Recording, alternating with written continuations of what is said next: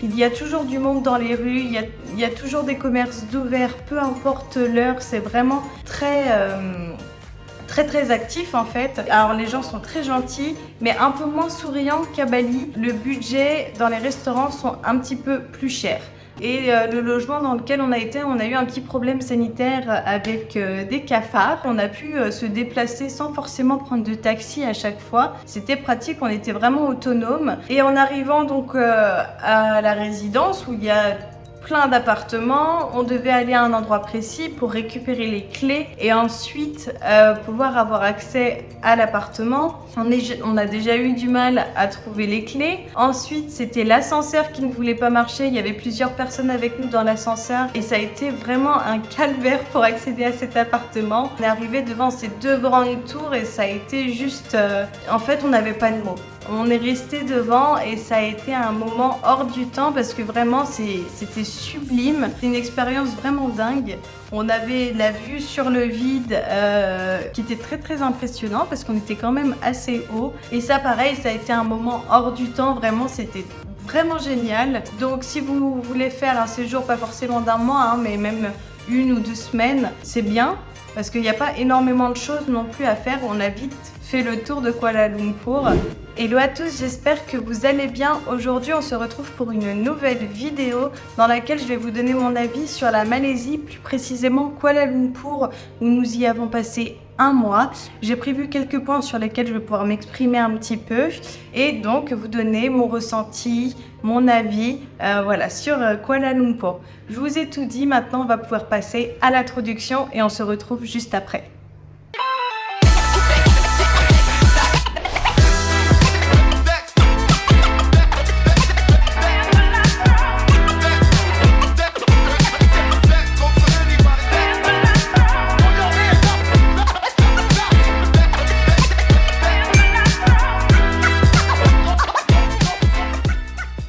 Premier point, nos premières impressions. Alors quand nous sommes allés à Kuala Lumpur, nous avons pris l'avion depuis Bali. Nous sommes arrivés très tard le soir, donc pour la ville en général, on n'a pas vu grand chose le soir, si ce n'est que des grands buildings illuminés de tous les côtés. Ça nous a vraiment plu, la ville ça a énormément changé de Bali. Et du coup le lendemain quand on s'est levé, on a pu voir la ville un petit peu active. Et c'est vrai que ça bouge 10 000 fois plus que Bali, ça nous a fait du bien, ça nous a changé. Il y a toujours du monde dans les rues, il y a toujours des commerces d'ouverts, peu importe l'heure, c'est vraiment très actif en fait. À Bali, on va aussi avoir quelques commerces ouverts la nuit, mais c'est très peu là vraiment. À n'importe quelle heure du jour et de la nuit, on peut avoir quelque chose si on a besoin de s'acheter à manger ou voilà, il y a toujours quelque chose à disposition. Et de plus, la circulation nous a aussi beaucoup changé car il y avait vraiment une énorme circulation, ça ne s'arrête pas, c'est toute la journée et vraiment un gros trafic. Donc ça aussi, ça nous a bien changé de Bali. Deuxième point, les activités à faire sur Kuala Lumpur. Alors si jamais vous n'avez pas vu, on a fait des vlogs donc sur Kuala Lumpur dans lesquels vous pourrez découvrir toutes les activités qu'on a pu faire. Je vous mettrai les liens en description, mais sinon là je vais vous en dire quelques-uns qui nous ont principalement plu, qui nous ont vraiment marqué et du coup on vous conseille vraiment. Donc on est allé voir le KL Bird Park, donc c'est une énorme volière, la plus grande volière de Malaisie. Ça a été un super moment, ça peut être fait en famille, vraiment c'est très grand et il y a des professionnels de partout, c'est un très joli parc. Les oiseaux sont juste sublimes, on a passé vraiment un super moment. Après à ne pas louper aussi donc les tours jumelles Petronas qui sont très belles à voir. Le soir, quand elle s'illumine, c'est très joli. On a aussi la tour Menara dans laquelle on peut monter donc jusqu'en haut et donc on a des petits box en verre où on peut aller prendre des photos à l'intérieur et ça aussi ça a été vraiment dingue. On a une vue sur toute la ville donc à 360 étant donné qu'on peut aller sur tout le tour de le tour de la tour, voilà. On a aussi quelques monuments dans la ville qui sont sympas à faire, avec une sublime mosquée qui est au centre de Kuala Lumpur. Elle est juste magnifique. Il y a une rivière juste à côté, c'est très joli. On a fait aussi les grottes de Batu. Alors je sais pas si ça se dit vraiment comme ça, mais en tout cas ça s'écrit de la même manière. Donc ce sont des grottes où pour y accéder, il y a un énorme escalier. Je me souviens plus du nombre de marches, je vous le remettrai juste en dessous. Et donc il faut monter jusqu'en haut pour avoir accès aux grottes qui sont magnifiques. Et après il y a un petit parc aussi extérieur à faire à pied. On avait aussi fait un parc où on avait la vue sur la ville. C'était magnifique, vraiment. C'est un grand étang. Et donc on peut se balader tout autour. Il y a même des vendeurs qui vendent des vélos pour pouvoir faire le tour un petit peu plus rapidement parce que c'est vraiment très grand. Il y a de quoi se restaurer, il y a un petit restaurant et on a une vue imprenable sur toute la ville. C'est vraiment sublime. Donc voilà, je vais pas tout vous dire, mais en tout cas ça a été vraiment une sublime découverte pour nous. Toutes les activités qu'on a pu faire nous ont plu et étaient vraiment dingue. On a vraiment apprécié toutes les activités qu'on a fait à Kuala Lumpur. Si jamais vous avez des questions par rapport aux activités, n'hésitez pas à m'envoyer un message privé ou bien en commentaire, je vous répondrai avec grand plaisir. Troisième point, la culture locale et les habitants. Alors au niveau de la culture, je vais avoir du mal à vous en parler parce que tout simplement nous sommes restés à Kuala Lumpur et donc c'était vraiment la grosse ville, donc on n'a pas pu vraiment être confronté à la culture locale. La seule différence que j'ai pu faire par rapport à Bali, c'est que les gens sont très gentils, mais un peu moins souriants qu'à Bali. Je pense que c'est parce que c'est le fait que c'est une grosse ville, ça bouge dans tous les sens et du coup les gens ont moins le sourire facile. Mais en dehors de ça, les gens ont été adorables avec nous, ça a été un mois super. Les gens sont très gentils, ils parlent très bien anglais aussi pour se faire comprendre, c'est vraiment bien. Mais voilà, au niveau de la culture locale, je ne vais pas pouvoir vraiment vous en parler parce qu'on n'y a pas été confronté. Vraiment, étant donné qu'on est resté juste sur Kuala Lumpur. Quatrième point, les hébergements et les restaurants. Alors en termes de restaurants, il y a de tout. Vraiment, vous pourrez trouver de tout. Vous pouvez regarder sur Google Maps, il y a énormément de restaurants qui sont référencés dessus. Par contre, à savoir, alors c'est vrai que je fais généralement toujours la comparaison avec Bali. Le budget dans les restaurants sont un petit peu plus chers. Après, voilà, c'est en fonction de vous, en fonction d'où vous voulez aller manger. Si c'est dans des petits warung, là bien sûr les prix ne seront pas chers. Mais si vous voulez un restaurant dans lequel vous allez avoir une belle décoration ou une belle vue sur la ville, là il va falloir prévoir un budget un petit peu plus élevé quand même que les petits restaurants qu'on peut trouver sans forcément une belle vue sur la ville. Et pour les hébergements, alors vous avez de tout. Quand on est arrivé donc sur Kuala Lumpur, on avait opté pour prendre un appartement, histoire de pouvoir être indépendant. Et le logement dans lequel on a été, on a eu un petit problème sanitaire avec des cafards, voilà, qui se sont invités dans notre maison. Donc on avait été un petit peu triste parce que vraiment cet appartement était très bien.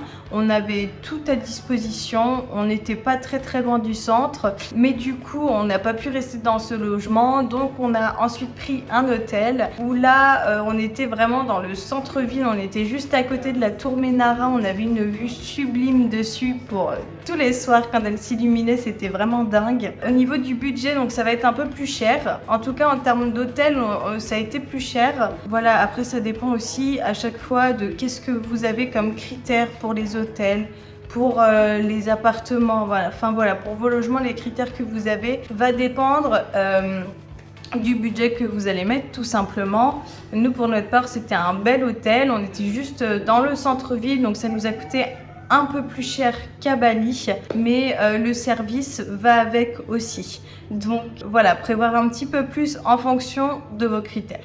Cinquième point, petit conseil de voyage.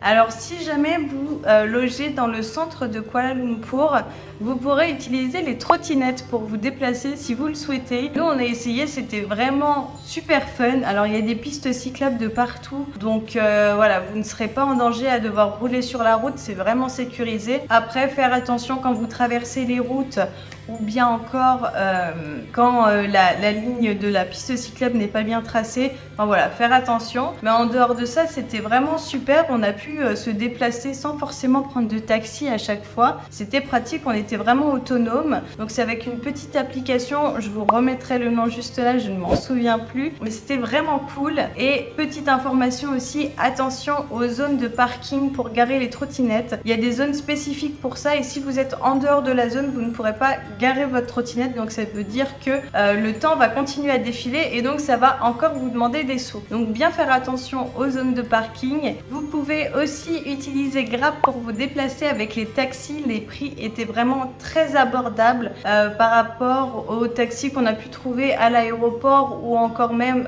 comme ça dans la rue. Les prix étaient vraiment bien. Et après vous avez aussi les bus et puis les métros qui sont aussi à disposition. Alors pour notre part, on les a pas pris. On était vraiment dans le centre, donc on pouvait juste prendre notre trottinette et aller dans le centre à côté des tours jumelles et trouver notre restaurant pour le soir. Enfin voilà, on a pu être quand même assez autonome. Mais si vous êtes un petit peu plus loin que le centre, vous pouvez utiliser ces bus et ces métros. C'est très très bien expliqué.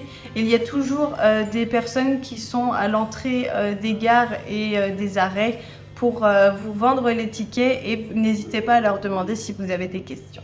6e point, donc les défis rencontrés. Alors pour notre part, on n'en a pas eu beaucoup, c'est vrai. On a eu le logement avec les cafards qui nous ont un petit peu donné du fil à retordre au début. On avait fait notre trajet en avion, plus après l'aéroport jusqu'à l'hôtel, enfin à l'appartement pardon.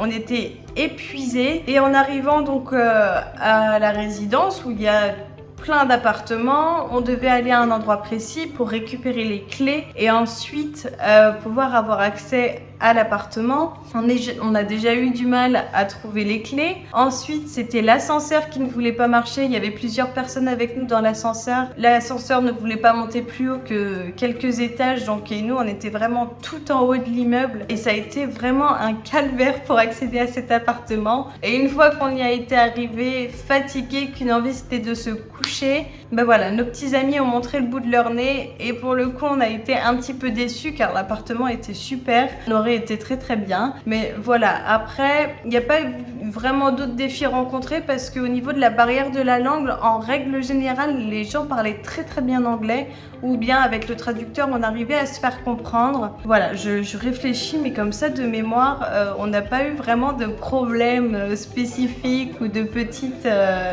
anecdotes à vous raconter. Donc voilà pour ce point-là. 7e point, les moments forts. Alors on a vécu un petit peu. Déjà la première, ça a été la découverte des tours jumelles Petronas. C'est ça, les tours Petronas. Donc on était en trottinette et on est arrivé devant ces deux grandes tours et ça a été juste...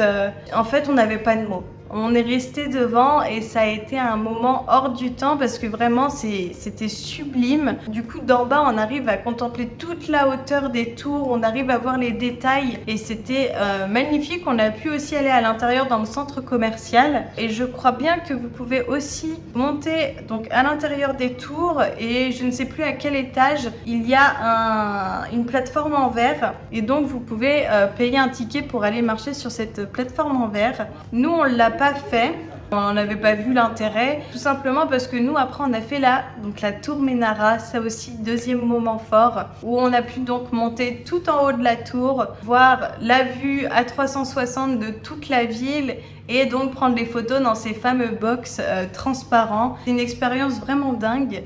On avait la vue sur le vide qui était très très impressionnant parce qu'on était quand même assez haut. Et voilà, on a vraiment aimé le moment. Je me souviens plus précisément du prix, mais je sais qu'on a payé pour pouvoir accéder en haut. Et ensuite, on a payé encore une fois pour avoir accès aux box pour pouvoir prendre les photos. Les prix sont plutôt abordables et c'était vraiment dingue. Encore une fois, comme je vous le dis, c'était super. Et troisième moment fort, donc à Kuala Lumpur, ça a été l'expérience du restaurant Le Petit Chef. Alors je vous en avais mis quelques extraits dans la vidéo à Kuala Lumpur. Donc je vais vous réexpliquer brièvement. C'est un restaurant avec une animation pendant tout le repas. Donc on a un rétroprojecteur au-dessus de la table et donc qui projette des images, des vidéos sur la table et dont un petit chef qui est là et qui va nous faire voyager avec lui. Et donc on a pu avoir différents plats en fonction des différentes destinations qu'il avait eues. Donc je me souviens, je crois qu'on avait été en Inde, en France, en Himalaya. Enfin voilà, on avait fait plein de destinations et donc plusieurs plats différents. Et ça pareil, ça a été un moment hors du temps, vraiment c'était vraiment génial. C'était aussi un petit peu... on a pu échanger avec les serveurs qui étaient là, ils interagissaient avec nous parce qu'à la base c'est un concept français. Donc du coup le petit chef est français, il vient de Marseille. Et nous en tant que Français, pour le coup, c'était vraiment très marrant parce que de la manière dont il parlait, il y avait un petit peu l'accent français ou même par moments il utilisait des mots en français aussi. Et ça a été vraiment très très sympa. Alors il y a des restaurants dans différents pays, on peut le retrouver à Bali, à Londres, à Jakarta, aux États-Unis. Je crois bien qu'ils en ont enfin fait un à Bali et à Paris et un à Kuala Lumpur. Donc voilà, si jamais vous passez sur Kuala Lumpur, vraiment, je vous le conseille. C'était vraiment un moment hors du temps et on a vraiment apprécié cette expérience. Donc huitième et dernier point, les recommandations générales. Alors si j'ai une recommandation générale à vous donner, c'est de prévoir un budget plus élevé que si vous partiez à Bali. Je compare avec Bali parce que c'est la grande ville. En tout cas je parle pour Kuala Lumpur parce qu'on n'a pas fait toute la Malaisie. On est vraiment resté que sur Kuala Lumpur. Donc si vous voulez faire un séjour, pas forcément d'un mois hein, mais même 1 ou 2 semaines, c'est bien. Parce qu'il n'y a pas énormément de choses non plus à faire. On a vite fait le tour de Kuala Lumpur. Donc je pense qu'en une dizaine de jours, je pense que c'est bien pour visiter Kuala Lumpur tout en ayant le temps aussi de profiter, pas d'être à courir, à devoir faire les visites. Donc oui, prévoir un budget un petit peu plus élevé. Mais sinon, j'ai rien de plus à vous dire. Télécharger l'application Grab pour les taxis, c'est vraiment pratique. Ayez votre traducteur toujours sur le téléphone au cas où si vous n'arrivez pas à vous faire comprendre. Mais voilà, il y a tout ce qu'il faut pour profiter à Kuala Lumpur. La nourriture est extra, les activités sont super, les gens parfaits. Donc voilà, vous avez juste à profiter là-bas. Nous voilà arrivés à la fin de cette vidéo, j'espère qu'elle vous aura plu. Si jamais vous avez des questions, comme je vous ai dit un petit peu plus tôt dans la vidéo, n'hésitez pas, envoyez-moi un message ou dans les commentaires. Si la vidéo vous a plu, like-la, ça me fera très plaisir.